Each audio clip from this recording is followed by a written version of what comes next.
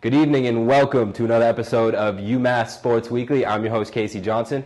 Good show lined up tonight. Started off with the NFL. We'll take a look at some injury news we heard about today. Also take a look at the Pats-Cincinnati game. Follow that up with MLB and a look at the Boston-Tampa Bay series. And then we'll finish it off with an in-depth look at the past week's UMass athletics with JMS. Stay tuned for another episode of UMass Sports Weekly. UMass Sports Weekly.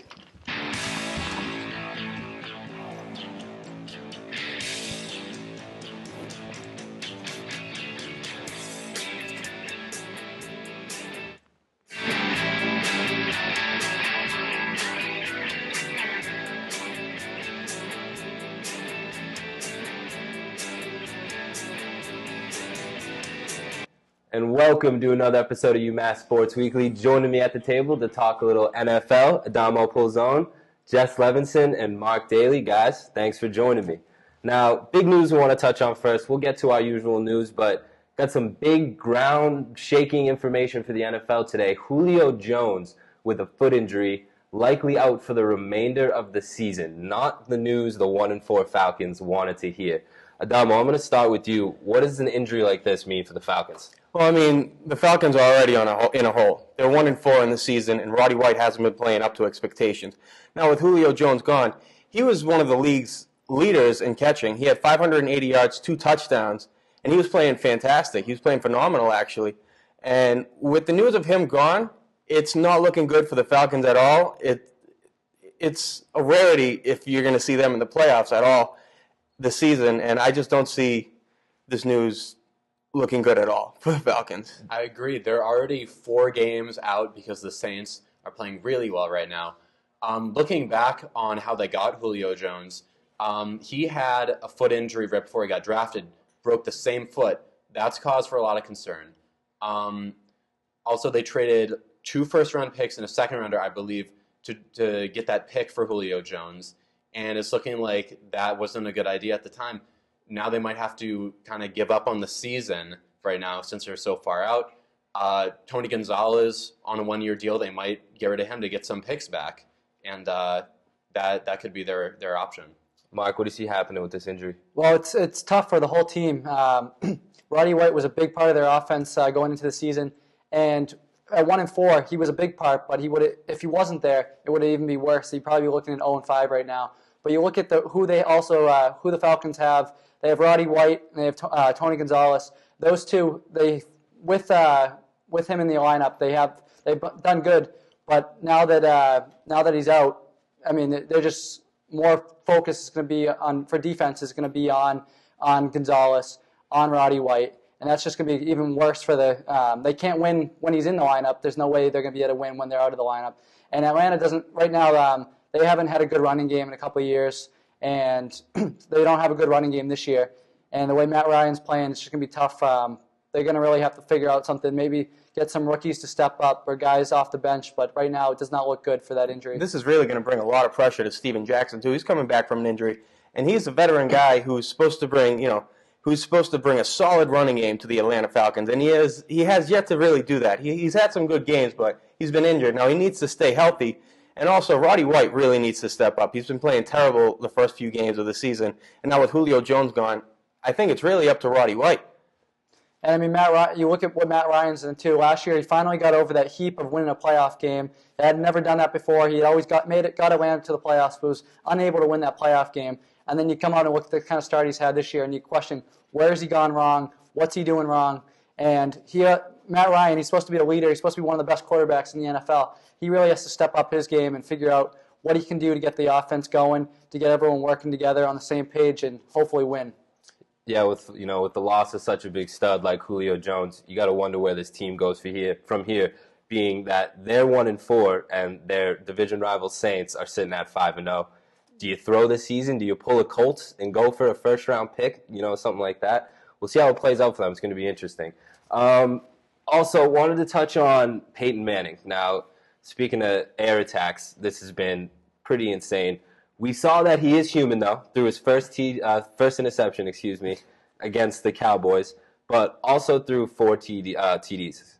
That put him up to 20 for the season, and he's on pace for 64, records 50, Putting it right out there, Dom, I'll start with you. Does he break the record this year? I've always been a huge Tom Brady fan. It really hurts me to say this, but yes, Peyton Manning does break the record. Not going to be by more than 60, not going to be 64 at the least. Peyton Manning still has yet to play against a good pass defense. He's played against the Raiders. He's played against the Eagles, against the Giants. Hasn't played very solid defenses. He's going to be playing the Kansas City Chiefs in Week 11. Then he's going to New England to play the New England defense. Now, I'm not completely sold on New England's defense, but if there's one thing that Belichick knows, it's Peyton Manning. Because he's played against Peyton Manning quite a bit in his years. And then they go back to the Chiefs.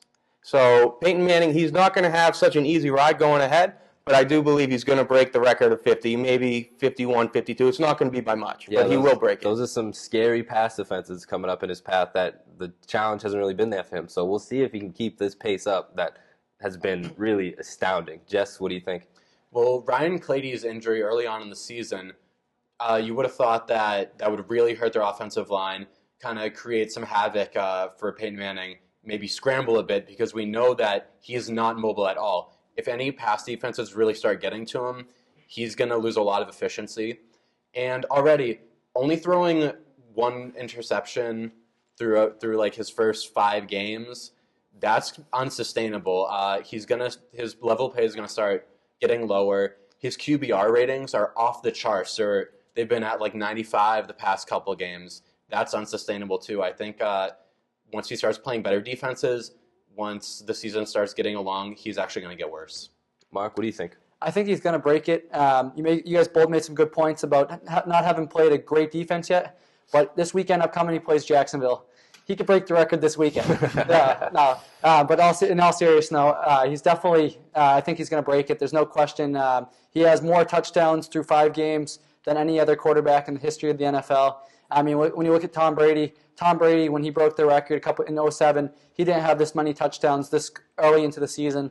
And even with this game coming up against Jacksonville, he's definitely going to have a big game, I think. I mean, it's the biggest spread in the NFL history for this game alone, and I think that's important. And you were just saying earlier, you still don't think it's enough of a spread either. Yeah, I don't think it is at all.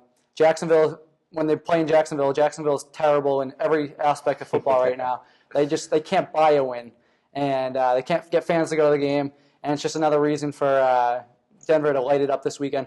But really, Peyton Manning's fantastic, but it's really his offense that is making the plays. His wide receivers, Eric Decker, Wes Welker, Demaryius Thomas, are phenomenal this year, and I think that's what's really going to propel him to that over that record. And I think he could get to 60. He's on pace right now to get 64. I think we're looking at possibly 60. No way. I think it's definitely. I think it's possible. I mean, it's still 40 touchdowns to go to get there, but he's been throwing 4 or 5 touchdowns a game. Like it's adding up. Mark, I have to think you're taking a little too much from the first 5 games. Peyton Manning has never. He had one great season. Yeah. All the rest throughout his career, he hasn't really come close to anywhere 60. It's interesting. We saw when we used the Colts, he always started off really well, and he went down. We kind of followed apart as the season went on. But I think that if his wide receivers, who are playing fantastic, they're the ones making all these plays out there. Peyton's just getting them the ball. If they stay healthy, there's no reason for me to doubt it. 2 keywords right there. Well, 3 keywords. Week 5. Only week 5, and they need to stay healthy. Wes Welker does not have a good reputation for staying healthy. I doubt he'll play the remainder of the whole regular season. And if they make it to the postseason, which I'm sure they will, Wes Welker is probably not going to be there. He's usually always stumbling when it comes to injuries. He's never consistently healthy, and Peyton Manning is not the same quarterback in the postseason as he is in the regular season. But the record's not for the postseason, though. It doesn't matter what he does in the postseason. That record's for the regular season. I think he can get it. I think he can get it in the regular season. Yeah, but by 60, really? You don't think any of his wide receivers are going to get hurt? It could be. We'll see what happens. It'll be interesting. Well, we'll see. Barring injury, he's on a pretty ridiculous pace right now. Maybe witnessing one of the most prolific offenses in NFL history. We'll definitely be talking about this weekly, though, because it's an interesting topic to follow. Just to close out quick, we wanted to touch on the Pats-Cincy game because there's really a lot of news happening within this game. They lost at Cincy 13-6, and there was several different historical marks that were broken or were cut off during this game. So It was a real interesting game. Adama, why don't you give us a little review? Well, I mean, first off, Tom Brady didn't get to 53 consecutive games with a passing touchdown, and that was just, for a Pats fan, I'm not going to lie, I'm a Pats fan. I've been my whole life. It's heartbreaking. It's truly heartbreaking. And, we know Bill Belichick and Tom Brady, they're not looking for the records, but it's certainly nice. It's nice to add to your legacy. But one thing I really saw in this game is that our wide receivers really need to step up. I mean, it hasn't been a question at all. I mean, it's obvious that our wide receivers need to step up. But, I mean, when Kenbrell Tompkins is second in the league for most drop passes with 6 drop passes, and then, your number 2 guy, Aaron Dobson, has 4 drop passes in the season, it's not looking good at all for our offense. And now with Gronk coming back, I think that's going to add a lot of leadership, just his presence alone. I think that all these young wide receivers really need a sense of leadership in order to be motivated to play better and hold on to the football. So, yeah, I mean, that's really what I saw in last week's game. And our offensive line really needs to work, too. Geno Atkins, the second play of the game, demolished Tom Brady. And then he did that on Logan Mankins too, which you don't see that very often. Logan Mankins getting handled like he did. Now Atkins, he's one of the best in the league, but you're right, it was just the full team, not a full performance. Exactly, and NFL fans are really used to seeing Tom Brady with 5, 6, maybe even 10 seconds in the pocket, and they were getting rushed to 3 and 4 seconds. Brady had to make those quick passes to Human, a bunch of screen passes, and they weren't really working. So, I mean, that's what I saw. We need a lot more coaching. We need a lot more development on our offensive line and our wide receivers for sure. Yeah, not the best performance. You got to give credit to Cincy's D. Give credit where credit is due. It was an impressive performance by them, but that's not the offense that we know. How do you see just the Pats bouncing back from this loss? Well, Adama, I don't think Gronk is really a great leader on the football field. Maybe he'll lead them to a club, but Gronk is a great red zone target, which is where we've been really weak. And also, he's great at blocking, which can help the offensive line. The Patriots are having one of the worst seasons in a really long time in the red zone. Last year, they were number 1 in the red zone with like 70% of their red zones were turned into touchdowns. Right now, I believe it's at 26%. That's awful. That is just ahead of Jacksonville. And you don't want to be anywhere close to Jacksonville right now. And Gronk is a great blocker. He's really probably the second best tight end in the league right now behind Jimmy Graham. But our tight ends so far have been awful. We had to release Zach Sudfeld, who was starting before. So I think he'll really help the team. Gronkowski is going to be the best NFL tight end to ever play the game. He completely changed the game. I know Tony Gonzalez has been in the league for a while, and he's made a ton of catches, but Gronkowski has just been this impactful physical force that's just been fearful to every NFL defense. And now you look at, the whole past Aaron Hernandez, Rob Gronkowski duo. Now a lot of teams are doing that, and that's mainly because of Gronkowski's touchdowns. I really think his presence is going to bring a lot of leadership to this team just because of his stats alone. And the way he plays, I mean, yeah, Gronk might be a goofball off the field, but on the field, it's the Patriot way. It's strictly business, and that's what this team needs. Now, Mark, Pats are still 4-1. Now we're up here. We're talking like they're at a 2-3, something like that. But they're still 4-1. Do you see their play really turning around a lot with Gronk coming back, or do you see them going on this current pace? Well, I think it'll be interesting. I don't think all their problems are going to be solved this upcoming week. They are playing the Saints. Saints defense is looking a lot better than last year. Saints offense, they have Drew Brees. There's no question their offense is going to be there. But it'll be really interesting to see how Gronk. Assuming he plays, they said he passed all his physicals this week. He's been out there practicing a while. They said this is going to be the week where he comes back. But it's going to be really interesting. This will be the first week that he plays football without Aaron Hernandez on the other side of the offensive line. And everyone credits Gronk and how great of a tight end he is, how many touchdowns he had.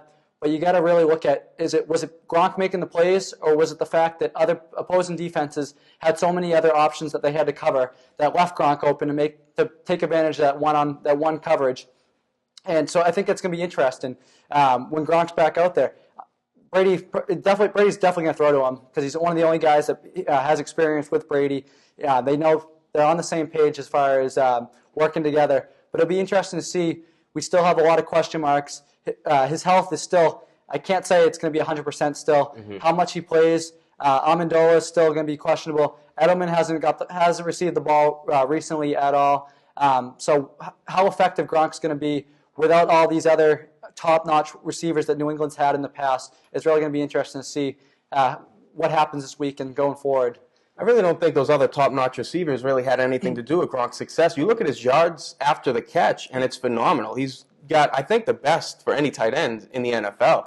And it's mainly because of his size and his speed. I mean, he's a freak alone. Was it because defenses were strictly focused on him, or did they have to focus on other people? That's the question. And we will find that question out for sure this week, because he will be on the field most likely, and there won't be many people around. Defenses are going to be covering. They're going to be focused on him, and I hope he can do well. I hope he can go against that double coverage. But yeah, if he is double covered or the defense is focusing on him, you really hope guys like Dobson and Edelman, Tompkins, they really have to step up, because this is where we're going to get back to the offenses that we used to see in the past, where defenses focus on one guy, they throw to the other guy. So those other guys better be ready.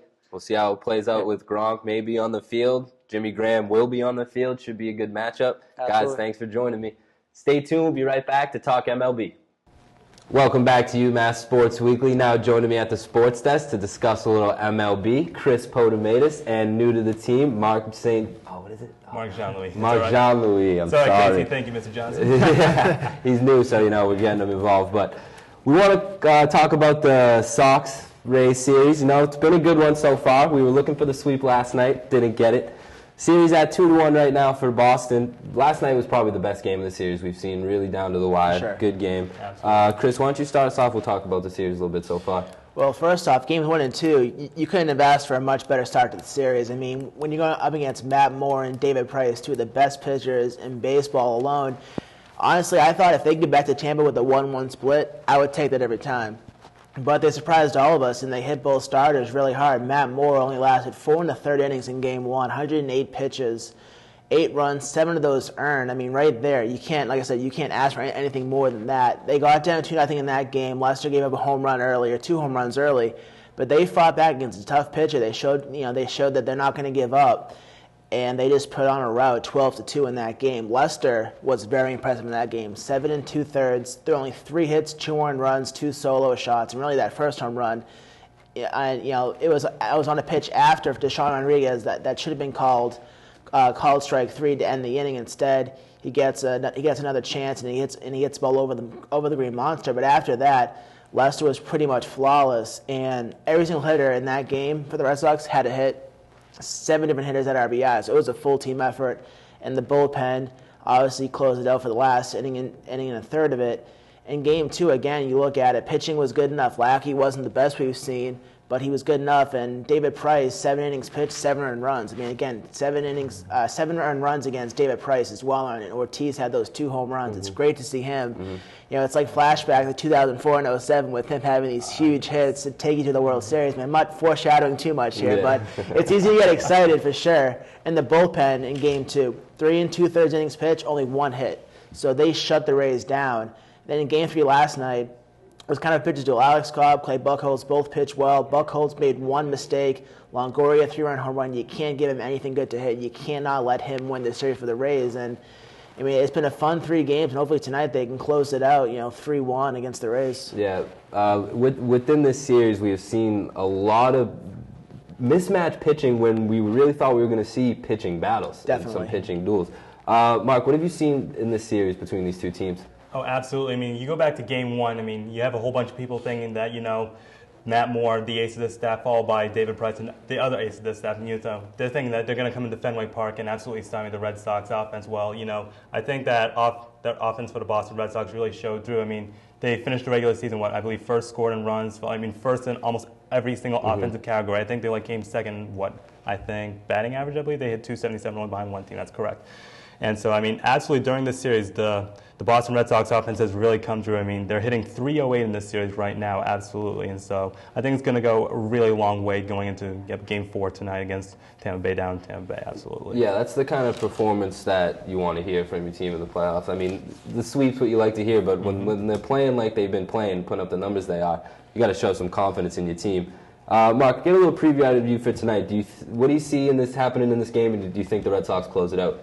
Yes, I mean, absolutely. After what you saw from last night, Jose Lobaton with a walk-off home run to the pull-off of Koji Uehara, absolutely, that was devastating because Koji Uehara, he's a pitcher that's gone, I think, at 1.47 innings in a row without giving up a home run. So, I mean, that's an absolute phenomenal stretch right there. But I do take Boston in Game 4, absolutely. I mean, you got two pitchers going up head-to-head. We have Jake Peavy and Jeremy Hellickson.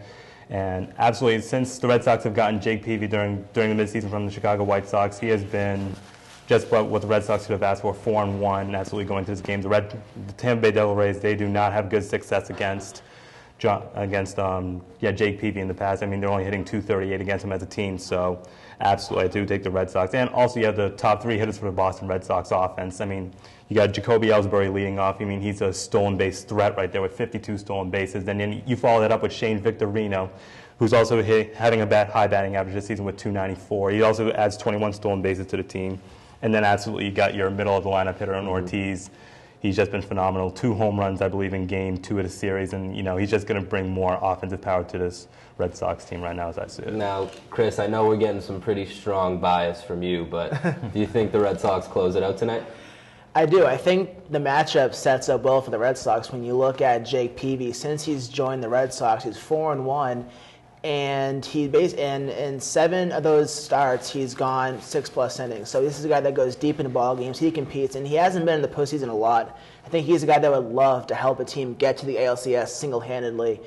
And against the Rays hitters only hit .216 against him on the roster. But there are 2 guys that do have good success against him they have to watch out for. One, James Loney, batting .323 and 2 home runs. Ben Zobrist batting .308 against him. Those are 2 big bats in the lineup. One good note, Longoria only batting .200 against him. So if this is a game where if Peavy can solely basically shut down Longoria, that will go a long way for the Red Sox. Because Longoria, we've seen over the past couple of years over his career, he loves the postseason. I think 9 postseason home runs in his young career. I mean, that is pretty outstanding. And Hellickson has struggled a bit. He's only gone 5+ innings 3 times since July 31st. He's really struggled since about the trade deadline. His ERA is 5.17 for the season. So this is a guy that definitely struggles. At the Trop, he has an ERA of 4.77. So this guy that struggles at home, he's struggled recently. And, Red Sox have been hit or miss against him. But one thing I find interesting is that most of the time we see, if it's a left-handed pitcher, we see Gomes bat. If it's a right-handed pitcher, we see Nava bat.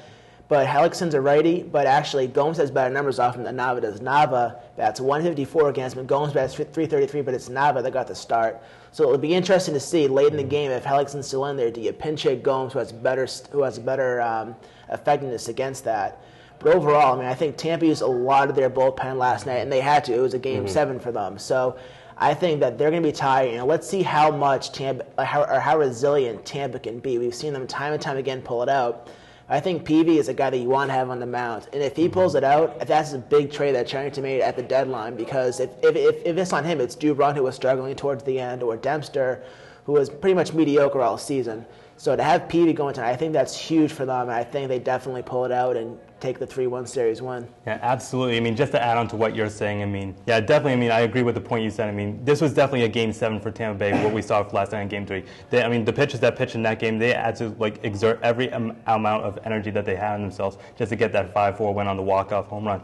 And not to mention, Tampa Bay, they have an ERA of 8+ so far in this postseason. So, absolutely, they're giving up a lot of runs. And so you take a look at 2 of the hitters in the Red Sox lineup. You have David Ortiz hitting .375 with 3 home runs against Jeremy Hellickson, who hasn't pitched that great this season. Once he said, again, 12-10. He has a winning record, but again, an ERA of north of 5. Yeah. And then you also take a look at our catcher, Jared Saltalamacchia.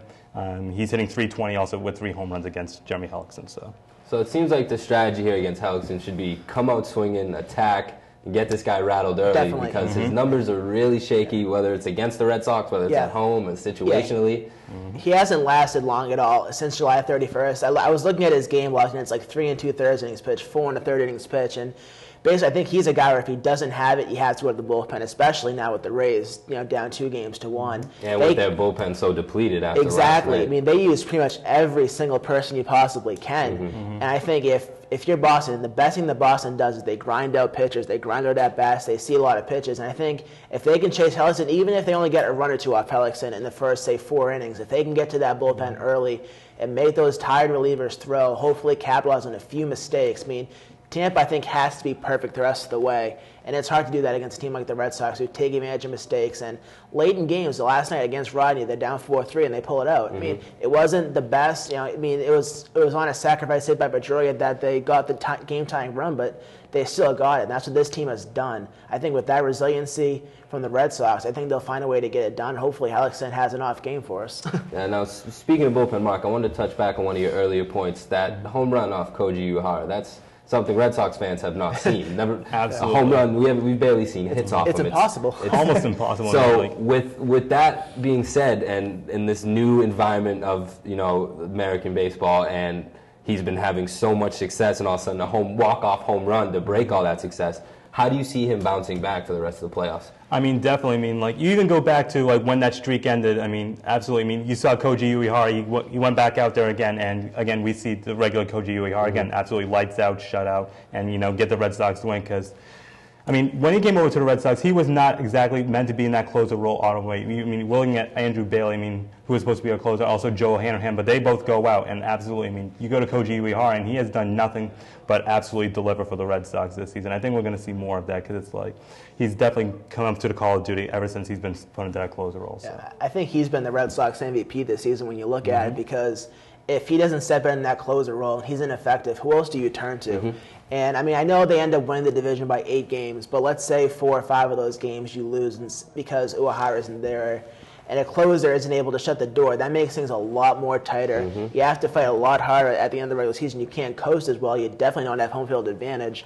But man, I think that hit last night was probably just like the law of averages, as much as anything else. I think he retired 37 straight batters at one point this year without a hit. So I mean, it's about. It's going to happen. He's going to give up a home run. I mean, it's going to happen here or there. But in Game 2, he shut the Rays down in that 9th inning. I think he almost struck out the side on 9 pitches. I mean, they cannot touch him. So it's not like it was his first postseason appearance with the Sox, and he struggled. He showed in Game 2 that he can shut them down. So I think it was just a blip on the radar, and he'll be fine going forward. Well, we'll see how Uehara and the Red Sox bounce back from this loss and see if they can close it out in Game 4. Guys, thanks for joining me. Thank you. Stay tuned, and we'll be back to close it up with JMS and UMass Athletics. Last year, the team is hoping to bounce back and have better luck this season. One of the biggest changes this season will be in the net, as the team will be without its leading goaltender in Kevin Boyle. Boyle transferred to UMass Lowell during the offseason, and now Stephen Mastelers, who started in 13 of the team's 34 games last year and finished with a 2.96 goals against average, is the leading candidate to start in net for the Minutemen. What's been the biggest thing you've been trying to improve yourself, trying to establish yourself as the number 1 goalie here? Consistency. I've had good games and bad games. I'm just trying to keep it all one even playing. Last year, the team got 38 of its 93 goals from first-line forwards Brandon Graysell, Connor Sheary, and Michael Pereira, who are all entering their senior year. After losing 3 of their other top scorers from last year in graduates Rocco Carzo and Darren Rowe, and NHL draftee Connor Allen, the Minutemen will be looking for some new players to step up offensively this season. Depth of scoring is a key. You can't be a one-line team, a one-trick pony in this league. One good sign for the UMass offense is the return of Troy Power. Power suffered a season-ending knee injury last year during a game against Northeastern, but qualified for a medical redshirt and will enter the season as a redshirt junior.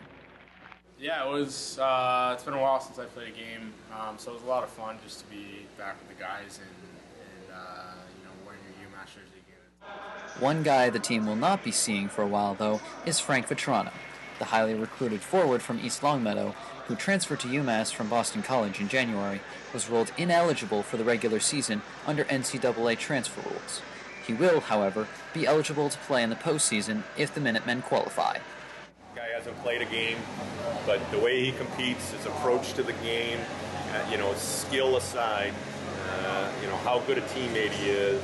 I mean, all those things just impacted us so positively. So, I'm was excited to see him play today. Going to be excited to get him in the lineup when he's ready. With 9 seniors on the roster and the team projected to finish 10th out of 11 teams in the Hockey East coaches poll, the players are motivated to put in a good performance this year. Once again, I think that's something that kind of gets us going and more excited. We want to prove them wrong. Since I've been here with my class, we've always been picked to be lower end of the standings, and it's a chance for us to prove everybody wrong. And we all believe inside the locker room, so we got to change everybody else's minds. The Minutemen will open the season on Friday when they take on Boston University on the road. I'm Jesse Mayfield Sheehan, and this is UMass Sports Weekly. And welcome back to the show. Now joining me at the sports desk for everybody's favorite segment, UMass Athletics with JMS. Jesse Mayfield Sheehan, thanks for joining me.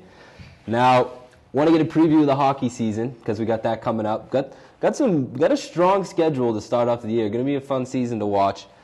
One thing that we don't like to hear, though, is they're ranked 10th in the preseason poll for Hockey East.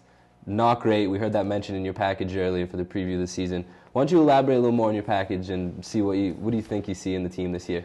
Well, like you said, they're ranked pretty low in the Hockey East, and like you said, tough schedule, just like it always is. Yeah. Being in one of the toughest schedules in college hockey in the Hockey East, and like I said in the package, one of the toughest things about this season is going to be, the changes in net with the transfer of Kevin Boyle. It's really going to be all on Steve Mastelers, having to transfer from, a part-time goalie to the complete number 1 starting goalie. That's going to be a real switch for him, and it's really all going to depend on how he steps up into that number 1 starting role, and how he transitions into that role really could determine how the season plays out for the Minutemen. I think that's going to be the number 1 determining factor for him. And of course, like I also brought up, they're looking for a lot of other guys to step up because they've really mainly been relying on that number 1 line of Graysell, Sheary, and Pereira to provide them with a lot of scoring. I think during the scrimmage, we saw some other guys, that could potentially step up. Returning guys like Shane Walsh and Steven Guzzo, who provided some scoring last year, but looked like they could be possibly step up and provide a little more this season. We saw some of the new guys like Steven Iacobellis, who could look, like they could produce some talent. Guys like Ben Gallagher, who transferred over from Ohio State, who looks like he could be pairing up on the defensive end with Joel Hanley for, possibly providing a more aggressive, back line there for the team. So there might be some more potential there on the offensive end, but, the loss of Connor Allen, obviously good luck to him in the, in his NHL ventures, but, the loss is felt here at UMass.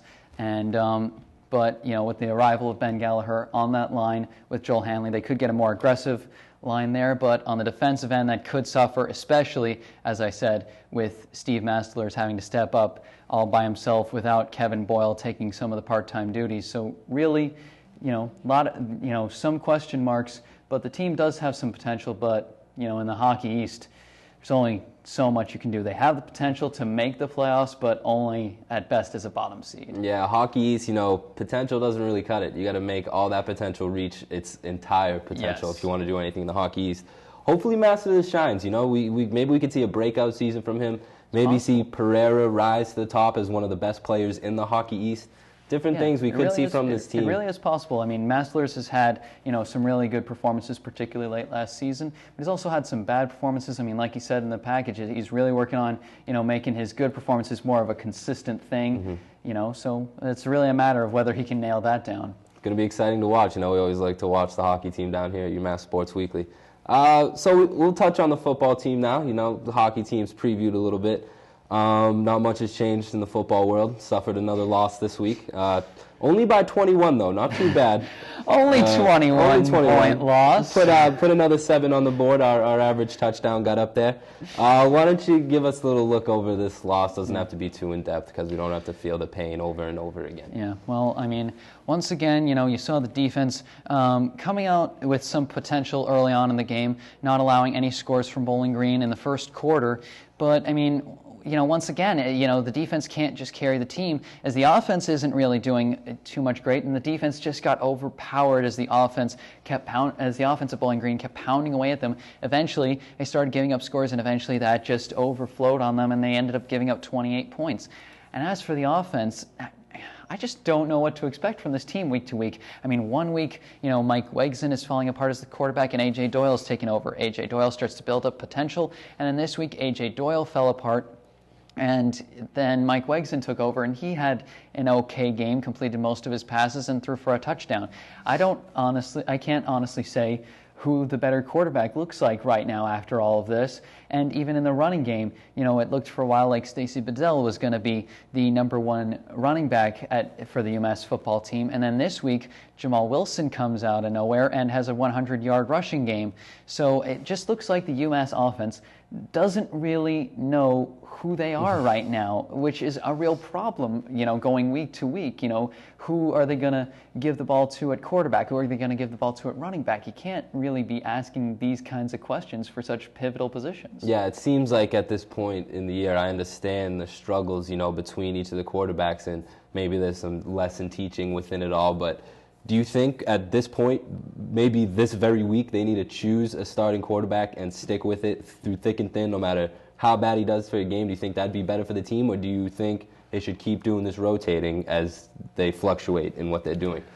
Well, I mean, if a quarterback is not completing any of his passes, I'm certainly not going to say stick with him as he's throwing on the ground. That's not what I meant, Jesse. I didn't mean zero passes. He's going to complete some passes. Well, I'm saying if he comes out and he throws 2 interceptions and we get down maybe 14-0, 21-0, do you take him out right there and finish him off, or do you stick with him? You got to, because it seems like in football, well, it doesn't seem like it is. The team comes around your quarterback, and if you don't have that one guy to look to in practice every week, you don't know which one's the guy.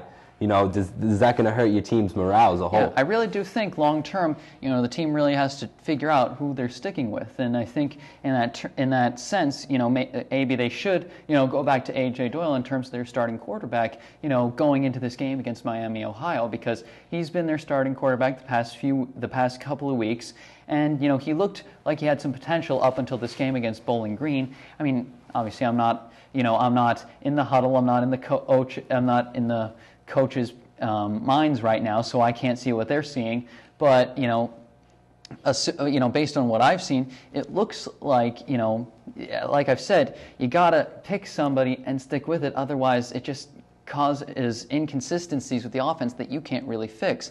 And the Miami, Ohio game seems like one of the few games that the team really has a chance with. And if they don't know who's taking the snaps for the team, that could be a real problem for the offense, which is something they've just struggled with so much this season. And so I feel like you gotta, go back to the guy who's had the most potential this season, which is A.J. Doyle. He's had the most consistency up until this Bowling Green game. So I feel like, he's the guy you'd want to start in that game, despite his most recent performance. Now, do you think he will? I know you think that's probably the guy you'd want to start. Do you think, based off your knowledge of following this team, do you think they will start Doyle this week? Well, I mean, I feel like even after earlier in the season, after Wegson had a couple of weak performances, they kept a little faith in him, gave him a couple of extra chances to start before they ultimately replaced him with Doyle. So I think in this case, they'll probably do the same thing, give Doyle another chance to prove himself, not just, dump him back to the backup role based on one bad performance. I mean, barring some, complete falling apart during the practice where, like, all of a sudden he can't hit a receiver at all during practice, or if he gets hurt or something like that, barring something crazy like that happening, I expect that they would, they would continue starting Doyle, for the game against Miami, Ohio. Well, maybe we'll see Doyle in there, maybe we'll see Wegson in there, maybe we'll see both of them in there, but either way, and, I got a lot riding on your answer right here, so I'm hoping you don't crush my heart. Do you think UMass pulls out the W against Miami of Ohio at Gillette? Well, I mean, the odds makers have picked this game, have picked UMass to have the slight advantage over Miami, Ohio, which is a rare Vegas on our side, huh? Vegas I'll take that. Is on the UMass's side by about 3.5 points, but I got to tell you, I just don't like where the UMass offense is right now with all the question marks they have. Whereas Miami, Ohio, yes, they've had just as bad a season record-wise, and their offense hasn't looked too good either, but they know who their quarterback is. They know who their running back is. They know that Austin Gearing is their running back. They know that Austin Boucher is their quarterback. And so they know who is taking their snaps. They know who they're handing it off to. So I feel like they just have a little more consistency going. And I feel like with all the question marks on UMass's offense, I just feel that Miami, Ohio has a slight edge there. Well, let's hope and pray you're wrong. Let's hope and pray Vegas is right, Let's hope that this is the one, and maybe it turns around their entire season. Maybe. I'm just really optimistic, but I'm looking for positives out of this team. Maybe we'll find some this Saturday. Jesse, always appreciate your time here, and we always appreciate you watching at home. Make sure to check us out on Twitter and Instagram at UM Sports Weekly. Also like us on Facebook. Check out our videos and segments and follow us there. And as always, we will be back same time, same place.